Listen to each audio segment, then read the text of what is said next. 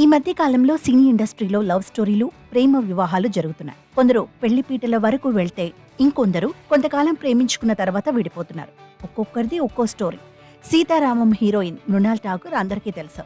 ఈమె అందంతో పాటు యాక్టింగ్తో ఎంతో మంది అభిమానులను సంపాదించుకుంది. తెలుగులో టాప్ హీరోయిన్ గా కొనసాగుతోంది. ఇప్పటి వరకు మృణాల్ లవ్ స్టోరీ గురించి పెద్దగా ఎవరికీ తెలియదు. ఆమె లవ్ లో ఉన్నారనే విషయం కూడా తెలియకముందే బ్రేకప్ జరిగిందనే సంచలన విషయం చెప్పారు. తాజాగా మృణాల్ తన బ్రేకప్ లవ్ స్టోరీ గురించి రివీల్ చేసింది.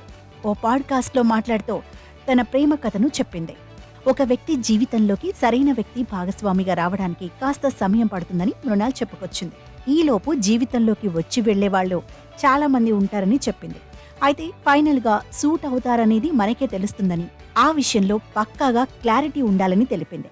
అయితే గతంలో తాను ఓ వ్యక్తితో రిలేషన్లో ఉన్నానని మృణాల్ చెప్పింది. కానీ నటితో డేటింగ్ అతడికి ఎందుకో ఇష్టం లేదని, పద్ధతి గల కుటుంబం నుంచి వచ్చానని చెప్పాడని పేర్కొంది. అతనలా అనడం తనకు నచ్చలేదని, దీంతో బ్రేకప్ చెప్పేసుకున్నామని తెలిపింది. అయితే ఇది 7 నెలల క్రితమే జరిగిపోయిందని చెప్పింది మృణాల్. తనని చేసుకునేవాడికి లుక్స్ లేకపోయినా పర్లేదు కానీ మంచి మనిషి అయ్యుండాలంది. ఇప్పటి వరకు తన జీవితంలో బ్రేకప్స్ జరిగాయి కానీ మరీ బాధపడిపోయేంతలా ఏం కాలేదని మృణాల్ ఠాకూర్ వివరించింది.